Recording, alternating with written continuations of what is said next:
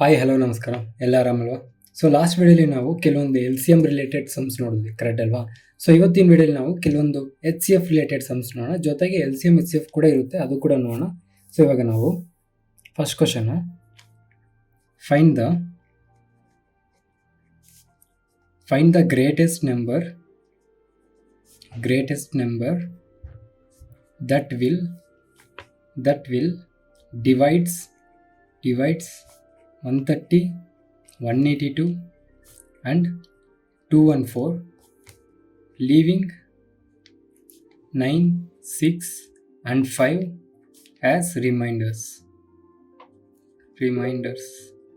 respectively.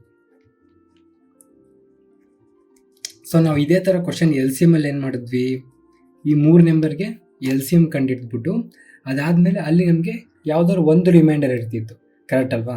So L C M ಅಲ್ಲಿ ಪ್ರತಿಯೊಂದು number ನಾವು ಇಂಟು ಮಲ್ಟಿಪ್ಲೈ ಮಾಡೋದ್ರಿಂದ ನಮಗೆ ಫೈನಲ್ ಆಗಿ ಒಂದು ಆನ್ಸರ್ ಬರೋದು. ಅದಕ್ಕೆ ಆ್ಯಡೋ ಮೈನಸ್ ಮಾಡಿದರೆ ನಮಗೆ ಒಂದು ಆನ್ಸರ್ ಕೊಟ್ಟಿದ್ರು ನಮಗೆ, ಅಥವಾ 5 ಮಿಕ್ಕುತ್ತೆ ಅಥವಾ 7 ಆ್ಯಡ್ ಮಾಡಬೇಕಾಗುತ್ತೆ, ಆ ಥರ ಕ್ವಶನ್ಸು. ಸೊ ಇದರಲ್ಲಿ ಯಾವ ಥರ ಕೊಟ್ಟಿದ್ದಾರೆ, ಲೀವಿಂಗ್ 9, 6, 5 3 ಕೊಟ್ಟಿದ್ದಾರೆ. ಸೊ ಕನ್ಫ್ಯೂಸ್ ಆಗಬೇಡಿ, 3 ಕೊಟ್ಟಾಗ ಏನು ಮಾಡೋದು, ಎಚ್ ಸಿ ಎಫ್ ಅಂದರೆ ಏನು, ಕಾಮನ್ ಫ್ಯಾಕ್ಟರು, ಎಲ್ಲನೂ ಒಂದಲ್ಲೇ ಡಿವೈಡ್ ಆಗಬೇಕು, ಕರೆಕ್ಟ್ ಅಲ್ವಾ? ಸೊ ನಾವು ಫಸ್ಟ್ ಏನು ಮಾಡೋಣ, ಈ 3 ನಂಬರ್ಗೂ ಈ 3 ನಂಬರಿಂದ ಡಿವೈಡ್ ತೆಗೆದುಬಿಟ್ಟು ಅದಾದಮೇಲೆ ಬರೋ ಆನ್ಸರ್ಗೆ ಎಚ್ ಸಿ ಎಫ್ ಕಂಡುಹಿಡಿಯೋಣ. ಫಾರ್ ಎಕ್ಸಾಂಪಲು 130 - 9 ಮಾಡಿದ್ರೆ ನಮಗೆ 121 ಬರುತ್ತೆ. ಅದೇ ಥರ 182 - 6 ಮಾಡಿದ್ರೆ 176 ಬರುತ್ತೆ. ಅದೇ ಥರ 214 - 5 ಮಾಡಿದ್ರೆ 209 ಬರುತ್ತೆ. ಸೊ ಇವಾಗ ಇದಕ್ಕೆ ಎಚ್ ಸಿ ಎಫ್ ಕಂಡುಹಿಡಿಯೋಣ. ಸೊ ಎಚ್ ಸಿ ಎಫ್ ಅಲ್ಲಿ ಏನು, ಎಲ್ಲನೂ ಡಿವೈಡ್ ಆಗಬೇಕು, ಕರೆಕ್ಟ್ ಅಲ್ವಾ? ಅದಕ್ಕೋಸ್ಕರ ನಾವು ಇದು ಸಪ್ರೇಟಾಗಿ ಮಾಡ್ತಾ ಇದ್ದೀವಿ. ಕನ್ಫ್ಯೂಸ್ ಆಗಬೇಡಿ, ಎಲ್ ಸಿ ಎಮ್ ಅಲ್ಲಿ ನಾವು ಆನ್ಸರ್ ಬಂದ ಮೇಲೆ ಆ್ಯಡೋ ಮೈನಸ್ಸು ಮಾಡ್ತಾ ಇದ್ವಿ. ಇಲ್ಲಿ ಫಸ್ಟ್ ಟೈಮ್ ಮೈನಸ್ ಮಾಡಿ ಅದಾದಮೇಲೆ ಎಚ್ ಸಿ ಎಫ್ ಕಂಡುಹಿಡಿತೀವಿ, ಅಂದರೆ ಆನ್ಸರ್ ಕಂಡುಹಿಡಿತಾ ಇದ್ದೀವಿ ಅಷ್ಟೇ, ಸಿಂಪಲ್. ಸೊ 121, 176, 209 ಯಾವುದಿಂದ ಹೋಗುತ್ತೆ, 11ಇಂದ ಹೋಗುತ್ತೆ. 11 121, 11 16 176, 11 19 209. ಎಚ್ ಸಿ ಎಫ್ ಏನು, 11. ಸೊ ಆನ್ಸರ್ ನಮಗೆ 11 ಅಷ್ಟೇ, ಆನ್ಸರ್ ಇಷ್ಟೇ 11. ಎಲ್ ಸಿ ಎಮ್ ಇವೆಲ್ಲ ಇಂಟು ಮಾಡ್ತಿದ್ವಿ. ಸೊ ಇವೆಲ್ಲ ಇಂಟು ಮಾಡೋದ್ರಿಂದ ನಮಗೆ ಒಂದು ಫೈನಲ್ ನಂಬರ್ ಬರ್ತಿತ್ತು, ಅದು ನಮಗೆ ಪ್ರತಿಯೊಂದು ನಂಬರಿಂದ ಡಿವೈಡ್ ಆಗ್ತಿತ್ತು. ಅದಕ್ಕೋಸ್ಕರ ಅದರಿಂದ ಆ್ಯಡೋ ಮೈನಸ್ಸು ಮಾಡ್ತಿದ್ವಿ. ಇಲ್ಲಿ ಹಂಗಲ್ಲ, ಇಲ್ಲಿ ಈ ನಂಬರ್ಗಳೆಲ್ಲನೂ ಸೇರಿದ್ರೆ ಈ ನಂಬರ್ಗಳು 3 ನಂಬರು ಒಂದೇ ನಂಬರಿಂದ ಡಿವೈಡ್ ಆಗಬೇಕು. ಸೊ ಒಂದೇ ನಂಬರ್ ಡಿವೈಡ್ ಆಗೋದು 11, ಆದರೆ ಈ 3 ನಂಬರ್ ಒಂದೇ ನಂಬರಿಂದ ಡಿವೈಡ್ ಆದಮೇಲೆ ನಮಗೆ 9, 6, 5 ರಿಮೈಂಡರ್ಸ್ ಇರಬೇಕಂತೆ. ಸೊ ರಿಮೈಂಡರ್ಸ್ ಇರಬೇಕಂದ್ರೆ ಏನು ಮಾಡಬೇಕು, ನಾವು ಫಸ್ಟ್ ಇದನ್ನು ಮೈನಸ್ ಮಾಡಿಬಿಟ್ಟು ಅದಾದಮೇಲೆ ಎಚ್ ಸಿ ಎಫ್ ಕಂಡಿಡಿದ್ರೆ ನಮಗೆ ಬರುತ್ತೆ. ಸೊ ಇವಾಗ ಇದಕ್ಕೆ ನೀವು 121, 176, 209 ಇದು ಮಾಡಿ ನೋಡಿ, ನಿಮಗೆ ರಿಮೈಂಡರ್ಸು 9, 6, 5 ಬರುತ್ತೆ. ಓಕೆನಾ? ಸೊ ಇನ್ನೊಂದು ಕ್ವಶನು ಸೇಮ್ ಇದೇ ಥರನೇ ಮಾಡೋಣ. Find the greatest number that will divides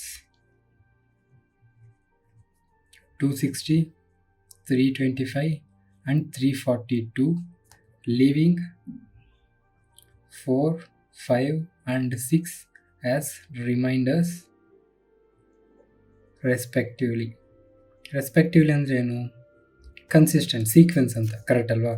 so ಇವಾಗ ನಾವು 260ಇಂದ -4 ಮಾಡೋಣ, ಎಷ್ಟು ಬರುತ್ತೆ, 256 ಬರುತ್ತೆ.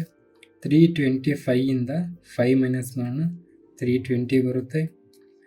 ಅದಾದಮೇಲೆ 342ಇಂದ -6 ಮಾಡೋಣ, 336 ಬರುತ್ತೆ. ಸೊ ಇವಾಗ ಇದಕ್ಕೆ ಎಚ್ ಸಿ ಎಫ್ ಕಂಡುಹಿಡಿಯೋಣ. 256, 320, 336. ಸೊ ಎಲ್ಲ 4ಇಂದ ಹೋಗುತ್ತೆ. 4 6 24, 4 4 16, 4 5 4 6 4 7 4 8 32, 0, 4 8 32, 4 9 36, ಸಾರಿ 4 8 32, 4 4 16, ಮತ್ತು 4ಇಂದ ಮಾಡೋಣ, 4 16, 4 20, 4 21 ಅಷ್ಟೇ, ಇನ್ನು ಯಾವುದಿಂದ ಹೋಗಲ್ಲ. ಸೊ 4 × 4 ನಮಗೆ 16, ಆನ್ಸರ್ ಏನಿಲ್ಲಿ 16. ಸೊ 16ಇಂದ ಡಿವೈಡ್ ಮಾಡಿದ್ರೆ ನಮಗೆ 260 ರಿಮೈಂಡರ್ ನಮಗೆ 4 ಬರುತ್ತೆ. 256 ಮಾಡಿದ್ರೆ ರಿಮೈಂಡರ್ 4 ಬರುತ್ತೆ. ಅದೇ ಥರ ನಿಮಗೆ 16 320ಇಂದ ಡಿವೈಡ್ ಮಾಡಿದ್ರೆ ರಿಮೈಂಡರ್ 5 ಬರುತ್ತೆ. 42 ಮಾಡಿದ್ರೆ ರಿಮೈಂಡರ್ 6 ಬರುತ್ತೆ. ಬೇಕಾದ್ರೆ ಚೆಕ್ ಮಾಡಿ ನೋಡಿಬೇಕಂದ್ರೆ. ಸೊ ಇನ್ನೊಂದು ಕ್ವಶನ್, ಇದು ಸ್ವಲ್ಪ ಡಿಫ್ರೆಂಟ್ ಅದಕ್ಕೂ ಇದಕ್ಕೂ. Find the greatest number that will divide 1259 1558 1935 leaving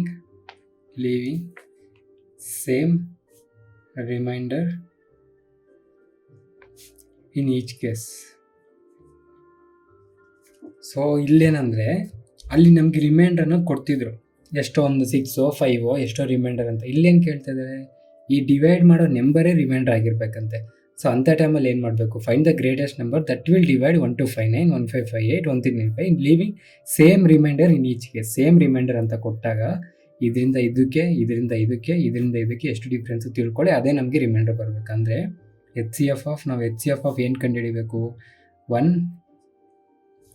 1558 minus 1259, ಅದಾದಮೇಲೆ H C F of 1935 minus 1558, ಅದಾದಮೇಲೆ H C F of 1935 minus 1259. So ಇದಕ್ಕೇನು ಎಷ್ಟು ಬರುತ್ತೆ, 1558 ಮೈನಸ್ 1259 ಏನು 1300 ಹಾಕ್ಕೊಂಡ್ರೆ 258, ಆದಮೇಲೆ 40 298 ಪ್ಲಸ್ 1 299, ಅದಾದಮೇಲೆ 1935 ಮೈನಸ್ 1558 1600 ಹಾಕ್ಕೊಂಡ್ರೆ 335 ಪ್ಲಸ್ 40 375 ಪ್ಲಸ್ 2 377, 1935 ಮೈನಸ್ 1259 1300 ಅಂದ್ಕೊಂಡ್ರೆ 635 ಪ್ಲಸ್ 40 675 676 ಇಷ್ಟು. ಸೊ ಈ 3 ನಂಬರ್ಗೆ ನಮಗೆ ಎಚ್ ಸಿ ಎಫ್ ಕಂಡುಹಿಡಿಯಿರಿ. ಸೊ ಈ 3 ನಂಬರ್ಗೆ ಎಚ್ ಸಿ ಎಫ್ ಕಂಡುಹಿಡಿಯಬೇಕು ಅಂತಂದರೆ 299 377 676 ಇದಕ್ಕೆ ಎಚ್ ಸಿ ಎಫ್ ಕಂಡುಹಿಡಿಯಬೇಕು. ಸೊ ಯಾವುದರಿಂದ ಹೋಗುತ್ತೆ 3? ಸೊ ಈ ಥರ ಸಡನ್ನಾಗಿ ಗೊತ್ತಾಗಿಲ್ಲ ಅಂತಂದರೆ ನಾವು ಇನ್ನೊಂದು ಮೆಥಡ್ ಕಲ್ತಿದ್ವಲ್ಲ ಮುಂಚೆ, ಯಾವುದು, 299ಇಂದ 377 ಡಿವೈಡ್ ಮಾಡಿದ್ರೆ 299 299 ಎಷ್ಟು ಉಳಿತದೆ ನಮಗೆ 78.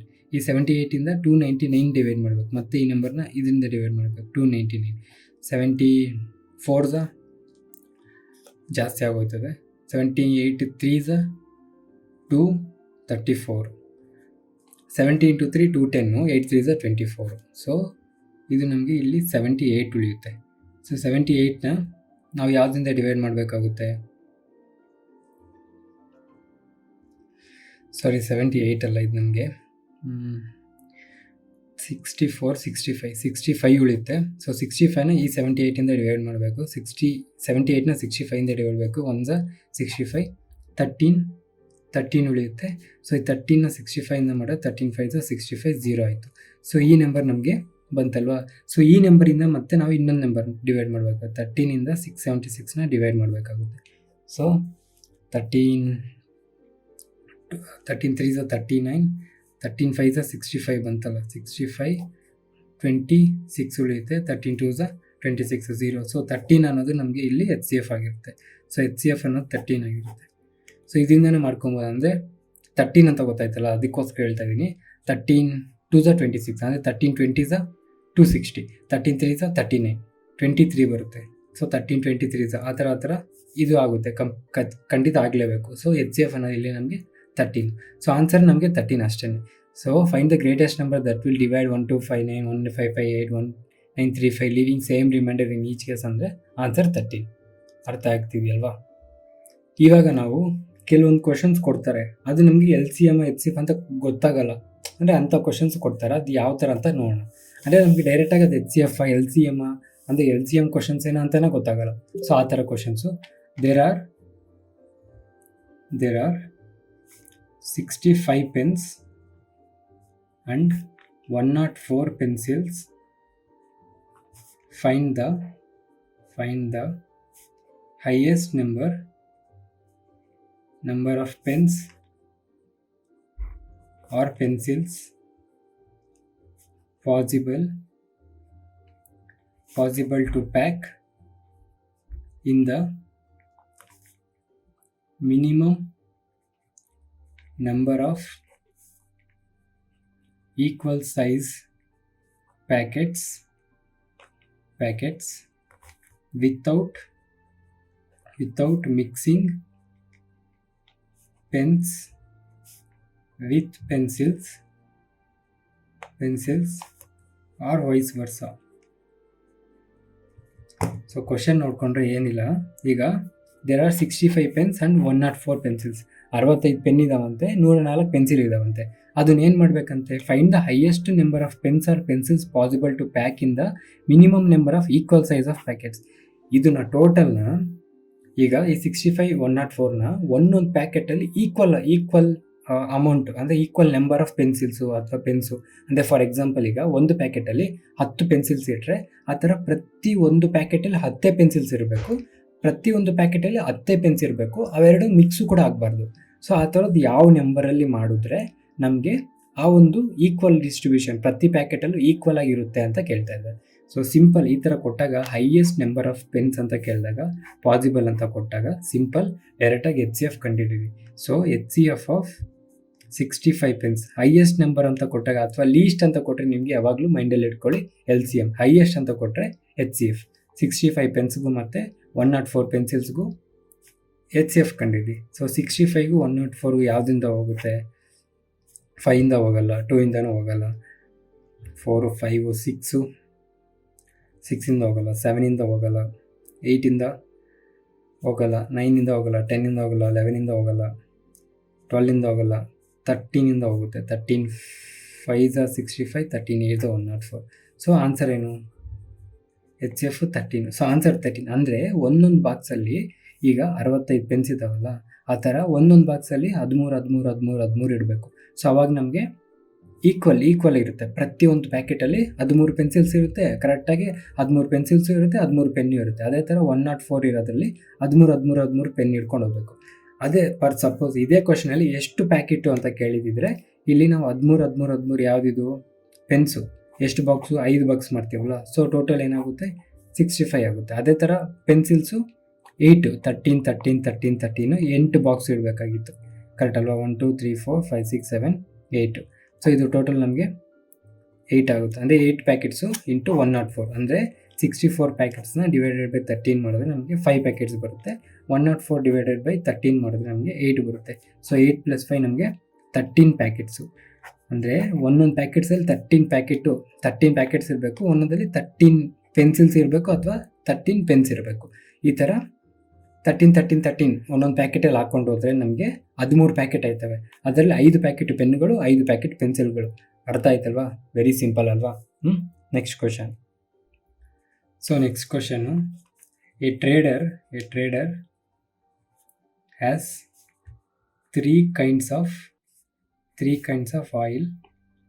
The first kind 102 kg, the second kind 136 kg, and the third kind 187 kg.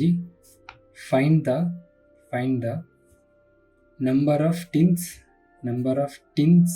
and ಅದೇ ಕ್ಯಾನ್ಗಳು ಬರ್ತಲ್ಲ, ಟಿನ್ಸ್ required to store this oil without mixing. Same last question ಹೆಂಗೆ ಮಾಡಿದ್ರು ಹಂಗೇನೆ. ಲಾಸ್ಟ್ ಕ್ವಶನಲ್ಲಿ ಏನು ಪೆನ್ಸಿಲ್ಸು ಇತ್ತು, ಮಿಕ್ಸ್ ಮಾಡ್ದಂಗೆ ಪ್ರತಿಯೊಂದು ಪ್ಯಾಕೆಟಲ್ಲಿ ಎಷ್ಟು ಅಂತ ಕೇಳಿದ್ರು. ಸೇಮ್ ಇಲ್ಲೂ ಕೂಡ ಹಂಗೇನೆ. A trader 3 kinds of oil, 3 kind of oil ಇದೆಯಂತೆ. ಒಂದು ಆಯಿಲು 102 kg ಇದೆ, ಇನ್ನೊಂದು 136 ಇದೆ, ಇನ್ನೊಂದು 187 ಇದೆ.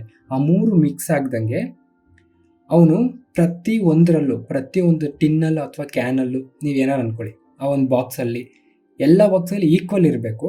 ಅಂದರೆ ಈಕ್ವಲ್ ಆಗಿ ಅವನು ಬಾಕ್ಸ್ಗಳನ್ನ ಮಾಡಬೇಕು, ಈಕ್ವಲ್ ಕ್ವಾಂಟಿಟಿ ಇರಬೇಕು. ಆ ಥರ ಎಷ್ಟು ಬಾಕ್ಸ್ಗಳು ಮಾಡ್ಬೋದು, find the least number of tins, ಅಂದರೆ ಕಮ್ಮಿ ಎಷ್ಟು ಮಾಡಿದ್ರೆ ಆ ಒಂದು ನಂಬರ್ಗಳನ್ನ ಈಕ್ವಲ್ ಆಗಿ ಹಾಕ್ಬೋದು ಅಂತ ಕೇಳ್ತಾ ಇದ್ದಾರೆ. ಸೇಮ್ ಮತ್ತೆ HCF ಕಂಡಿರಿ. HCF of 102 136 187. ಸೊ 102 136 187 ಯಾವುದಿಂದ ಬರುತ್ತೆ? ಫಸ್ಟ್ ನಾನು ಈ ಥರ ಇದ್ದಾಗ ನಾನು ಏನು ಮಾಡ್ತೀನಿ ಗೊತ್ತಾ, ನಾರ್ಮಲ್ ಆಗಿ ದೊಡ್ಡ ನಂಬರ್ ಯಾವುದು ನೋಡ್ಕೊತೀನಿ, 187. ಸೊ 187ನ ನಾನು ಇಂಟು 10 ಮಾಡಿದೆ, ಅಂದರೆ 18 × 10 ಮಾಡಿದ್ರೆ 180 ಬರುತ್ತೆ. ಸೊ 18ಇಂದ ಆಗಲ್ಲ. ಸೊ 17 ನೋಡ್ತೀನಿ, ಫಸ್ಟ್ ದೊಡ್ಡ ನಂಬರ್ ನೋಡ್ತೀನಿ, 18 ಆಗಲ್ಲ. 17 ನೋಡ್ತೀನಿ, 17 × 10 170, 17 11 187. ಸೊ ಇದು 17ಇಂದ ಬಂತು. ನೆಕ್ಸ್ಟು ಇದನ್ನು ನೋಡ್ತೀನಿ, 17ಇಂದ 136 ಬರುತ್ತಾ ಅಂತ. ಸೊ 17 5 5 50, 5 7 35, 85, 85, 90, 17 8 136 ಬರುತ್ತೆ ನಮಗೆ. 17 ಇಂಟು 8 ಹೆಂಗೆ ಮಾಡ್ತಿದ್ವಿ ನಾವು, 8ನ 80 ಅಂತ ಹಾಕೊತೀವಿ, 8 7 56, ಸೊ 156 136 ಬರುತ್ತೆ. 17 8 ಇದು ಕೂಡ ಬರುತ್ತಾ. ಸೊ 17 2 34, ಈ 34 ಮೈನಸ್ ಮಾಡಿದ್ರೆ 102 ಬಂತಲ್ವ. ಸೊ 17 6 8 11 ಬಂತು ನಮಗೆ. ಅಂದರೆ ಪ್ರತಿಯೊಂದು ಕ್ಯಾನಲ್ಲಿ ನಾವು HCF ಏನಾಯ್ತು ಇಲ್ಲಿ 17 ಲೀಟರ್ಸ್, ಪ್ರತಿಯೊಂದು ಕ್ಯಾನಲ್ಲಿ 17 ಲೀಟರ್ಸ್ ಹಾಕಿದ್ರೆ ನಮಗೆ ಏನಾಗುತ್ತೆ, ಫೈಂಡ್ ದ ಅದೇ ಆ ಎಲ್ಲ ಒಂದು ಇರೋ ಆಯಿಲ್ನ ಈಕ್ವಲ್ ಆಗಿ ಸ್ಟೋರ್ ಮಾಡ್ಬೋದು. ಆದರೆ ಅವನು ನಂಬರ್ ಆಫ್ ಟಿನ್ಸ್ ಕೇಳ್ತಿರೋದು, ಎಷ್ಟು ಟೋಟಲ್ ನಂಬರ್ ಎಷ್ಟು, ಒಂದೊಂದರಲ್ಲಿ 70 ಲೀಟರ್ ಹಾಕ್ಬೇಕಾದ್ರೆ ಟೋಟಲ್ ಎಷ್ಟು ಅಂತ ಕೇಳ್ತಿರೋದು. ನೀವು ಡೈರೆಕ್ಟಾಗಿ 6 + 8 + 11 ನೀವು ಏನು 25 ಟಿನ್ಸ್ ಅಂತ ಹಾಕೊಬೋದು. ಅಥವಾ ಈ ಥರ ನನಗೆ ಗೊತ್ತಾಗ್ತಿಲ್ಲ ಅಂತಂದರೆ 102/17 ಮಾಡಿದ್ರೆ 6 ಬರುತ್ತೆ, ಸೇಮ್ ಮತ್ತೆ ಅದೇ ಬರುತ್ತೆ. 136/17 ಮಾಡಿದ್ರೆ 8 ಬರುತ್ತೆ, 187/17 ಮಾಡಿದ್ರೆ 11 ಬರುತ್ತೆ. ಸೊ ಇಲ್ಲಿ ಏನು ಆನ್ಸರ್ ಇರುತ್ತೋ ಉಳಿದಿರುತ್ತೋ, ಯಾಕಂದರೆ ಈ 3 ಡಿವೈಡ್ ಆಗಿರೋಲ್ಲ, ಈ 3ನ ಆ್ಯಡ್ ಮಾಡಿಬಿಟ್ರೆ ಅದೇ ಆನ್ಸರ್ ಬಂದ್ಬಿಟ್ಟು 25 ಟಿನ್ಸ್. 25 ಕ್ಯಾನ್ಗಳಲ್ಲಿ ಅವನು ಪ್ರತಿಯೊಂದು ಕ್ಯಾನಲ್ಲಿ 17 ಲೀಟ್ರ್ ಹಾಕಿದ್ರೆ ಎಲ್ಲನೂ ಅವನು ಕ್ಲೀನಾಗಿ ಡಿವೈಡ್ ಮಾಡ್ದಂಗೆ, ಮಿಕ್ಸು ಮಾಡ್ದಂಗೆ ಒಂದು ಕಡೆ ಸೆಟ್ ಮಾಡ್ದಂಗೆ ಆಗುತ್ತೆ. ಅರ್ಥ ಆಗ್ತಿದೆಯಲ್ವಾ, ಈಸಿ ಅಲ್ವಾ.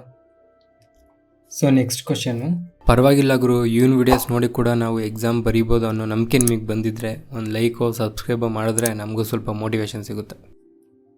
There are 42 girls and 70 boys in a school picnic. In how many batches the students can be divided keeping boys and girls separate.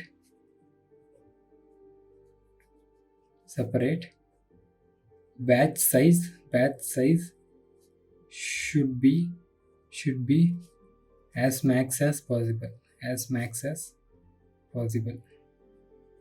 So ಇವಾಗ ನಿಮ್ಮ ಸ್ಕೂಲಲ್ಲಿ ಪಿಕ್ನಿಕ್ ಹೋಗಿದ್ದೀರಾ ಅಂತ ಅಂದ್ಕೊಳ್ರಪ್ಪ, 10th ಇದ್ದೀರಾ, ಪಿಕ್ನಿಕ್ ಹೋಗಿದ್ದೀರಾ, 42 ಜನ ಗರ್ಲ್ಸ್ ಇದ್ದಾರಂತೆ, 70 ಜನ ಬಾಯ್ಸ್ ಇದ್ದಾರಂತೆ. ಸೊ ಇದರಲ್ಲಿ ಏನು ಮಾಡಬೇಕಂತೆ, ಎಷ್ಟು ಬ್ಯಾಚಾಗಿ ಡಿವೈಡ್ ಮಾಡಿದ್ರೆ, ಇದನ್ನು ಈ ಗ್ಯಾಂಗ್ನ ಎಷ್ಟು ಬ್ಯಾಚಾಗಿ ಡಿವೈಡ್ ಮಾಡಿದ್ರೆ ಎಲ್ಲ ಬ್ಯಾಚಲ್ಲಿ ಈಕ್ವಲ್ ನಂಬರ್ ಇರಬೇಕು. ಒಂದು ಗ್ಯಾಂಗಲ್ಲಿ 5, ಒಂದು ಗ್ಯಾಂಗಲ್ಲಿ 10 ಹಂಗಿರಬಾರ್ದು. ಎಲ್ಲ ಬ್ಯಾಚಲ್ಲೂ ಎಕ್ಸಾಕ್ಟ್ ನಂಬರ್ ಇರಬೇಕು.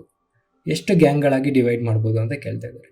ಸೊ ಲಾಜಿಕ್ಕಾಗಿ ಯೋಚನೆ ಮಾಡಿ, ಇವಾಗ ಎಲ್ಲ ಒಟ್ಟಿಗೆ ಅಂತ ಅಂದಿದ್ರೆ 70 + 42 ಡಿವೈಡ್ ಮಾಡಿ ಆ ಒಂದು ಯಾವ ನಂಬರಿಂದ ಡಿವೈಡ್ ಆಗುತ್ತೋ ಹಂಗೆ ಮಾಡ್ತಾಯಿದ್ದು, ನಾರ್ಮಲಾಗಿ ಹೇಳ್ತಾ ಇರೋದು.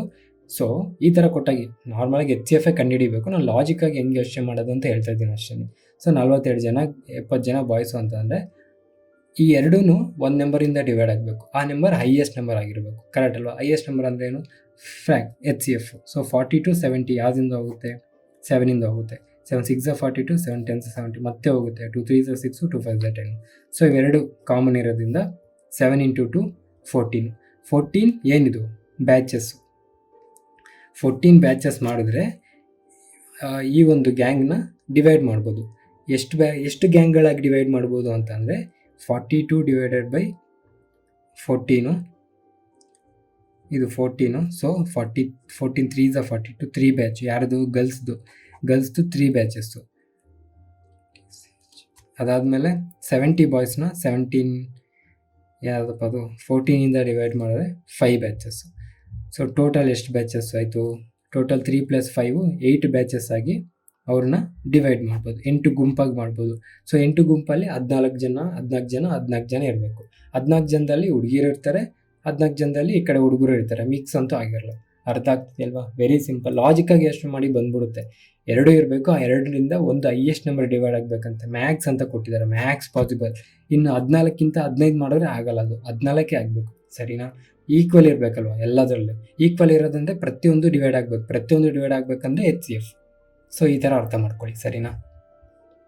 ಸೊ ಇನ್ನೊಂದು ಸ್ವಲ್ಪ ಕ್ರಿಯೇಟಿವ್ ಕ್ವಶನ್ಸ್ ಇರುತ್ತೆ, ಅದು ಕೂಡ ಮಾಡೋಣ. So for example find the ಈ ಥರ ಕ್ವಶನ್ಸ್ ನಿಮಗೆ ಮತ್ತೆ ಮೆನ್ಸುರೇಷನ್ ಮಾಡಿದಾಗ ಇನ್ನೂ ಅರ್ಥ ಆಗುತ್ತೆ. ಸೊ ಇವಾಗ ಅರ್ಥ ಆಗಿಲ್ಲ ಅಂದ್ರೆ ತಲೆ ಕೆಡ್ಸ್ಕೊಬೇಡಿ, ಜಸ್ಟ್ ನೋಡಿ ಏನಾಗ್ತಿದೆ ಅಂತ. Find the length of the largest possible possible square brick which can be used for paving the floor of 4.37 meter into 1.71 meter. So question ಏನಿಲ್ಲಿ, find the length of the largest possible square brick which can be used for paving the floor of 4.37 meter into 1.37 meter. ಅಂದರೆ ಈಗ ಇದು 4.37 metre ಇದೆಯಂತೆ ಅಡ್ಡಡ್ಡ, ಓಕೆನಾ. ಉದ್ದುದ floor, ಈಗ ನಿಮ್ಮ ಮನೆ ಅಂದ್ಕೊಳ್ಳಿ, floor ಅಂದ್ಕೊಳ್ಳಿ, ಇದು 1.71 ಮೀಟರ್ ಇದೆಯಂತೆ. ಸೊ ಇವಾಗ ಇಲ್ಲಿ ಎಷ್ಟು ಬ್ರಿಕ್ಸ್ನ ಹಾಕಿದ್ರೆ find the length of the largest possible square brick ಎಕ್ಸಾಕ್ಟಾಗಿ ಸ್ಕ್ವೇರ್ ಇರಬೇಕು. ಅಂದರೆ ಬ್ರಿಕ್ಕು ಇಟ್ಕೆ ಅಥವಾ ಟೈಲ್ಸ್ ಅಂತ ಅಂದ್ಕೊಳ್ಳಿ, ಇದನ್ನು ಎಕ್ಸಾಕ್ಟಾಗಿ ಇಲ್ಲಿಗೆ ಹಾಕಿದ್ರೆ ಕ್ಲೀನಾಗಿ ಸೆಟ್ ಆಗಬೇಕು. ಒಂದು ಸ್ವಲ್ಪ ಮತ್ತೆ ಕಟ್ ಮಾಡೋದು ಅವೆಲ್ಲ ಇರಬಾರ್ದು, ಕ್ಲೀನಾಗೆ ಆ ಒಂದು ಸ್ಕ್ವೇರ್ ಅನ್ನೋದು ಕ್ಲೀನಾಗಿ ಬರಬೇಕು.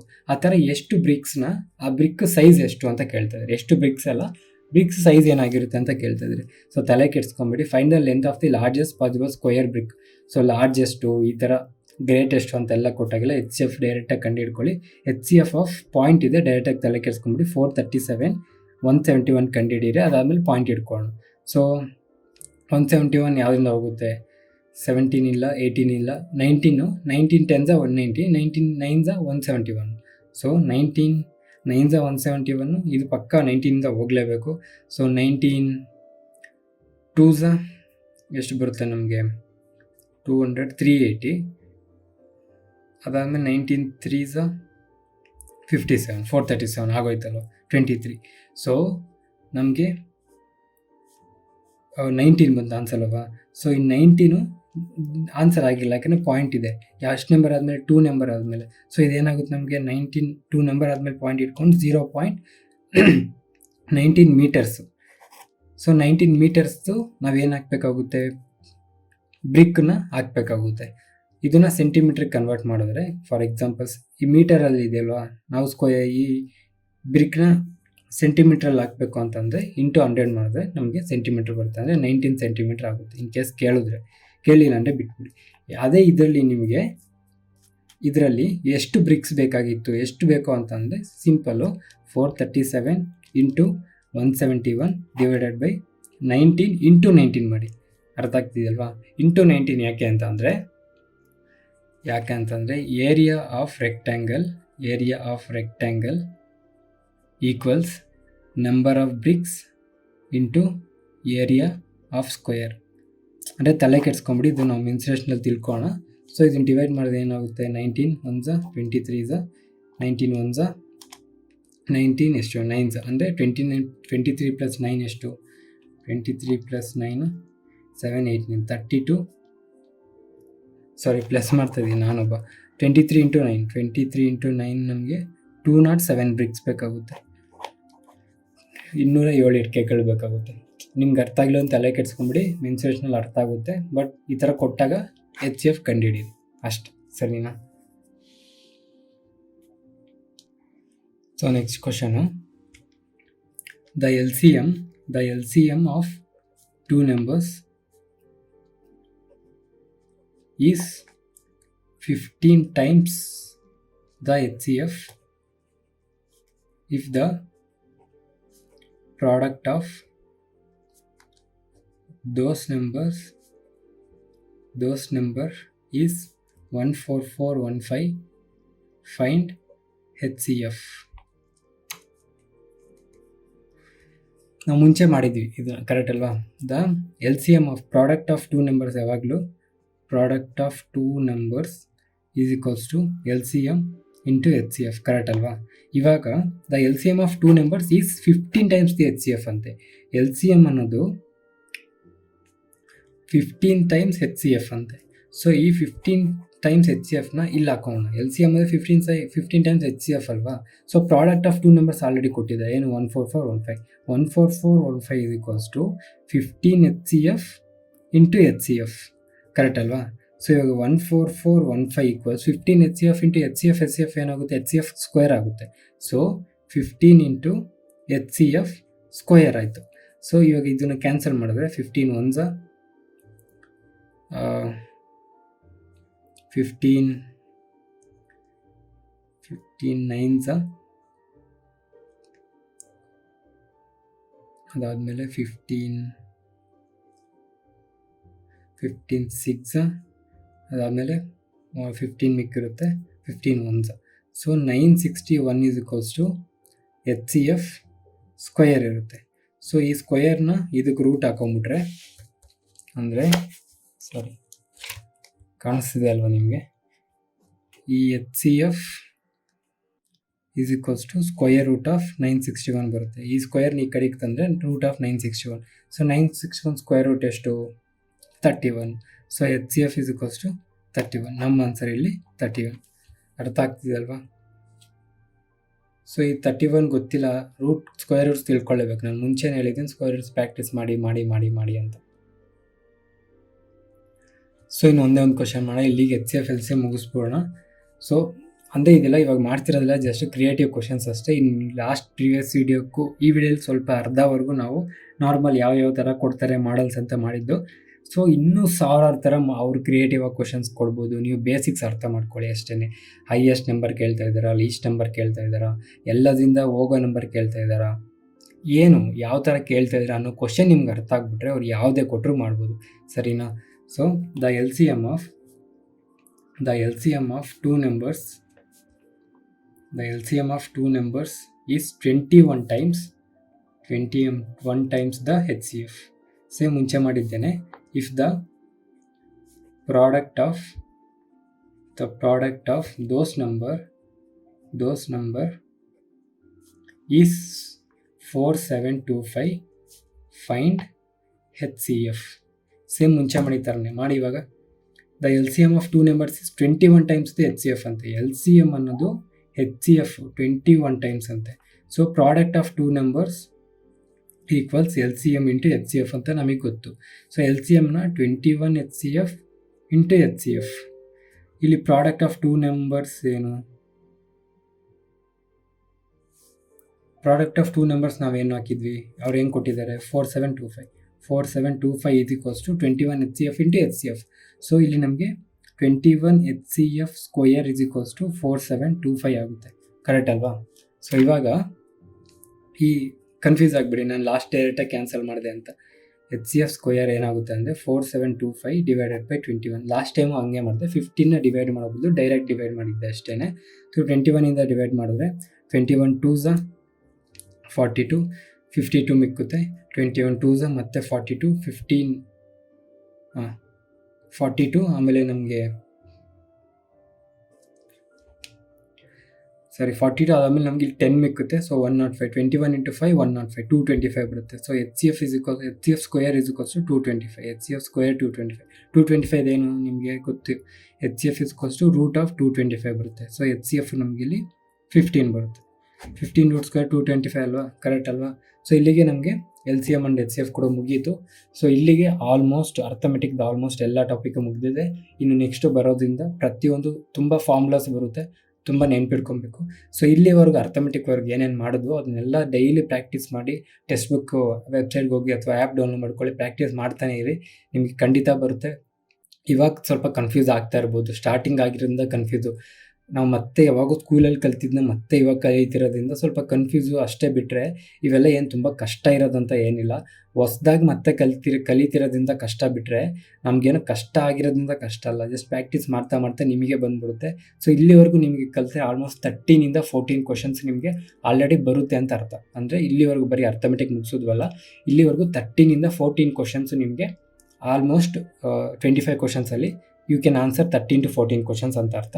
ಸೊ ಇನ್ನೊಂದು ಸ್ವಲ್ಪ ಪ್ಯೂರ್ ಮ್ಯಾಥ್ಸ್ ಬರುತ್ತೆ, ಅದು ಬಂದ ಮೇಲೆ ಇನ್ನೂ ಆರಾಮಾಗಿ ಹೋಗುತ್ತೆ. ತಲೆ ಕೆಡಿಸ್ಕೊಂಬೇಡಿ, ಮಾಡಿ. ಸ್ವಲ್ಪ ಟೈಮ್ ತೊಗೊಳುತ್ತೆ ಮ್ಯಾಥ್ಸು, ಏನು ತಲೆ ಕೆಡಿಸ್ಕೊಂಬೇಡಿ. ಇನ್ನೊಂದು ಸಲ ಪ್ರಾಕ್ಟೀಸ್ ಮಾಡ್ತಾ ಇರಿ, ಬರುತ್ತೆ.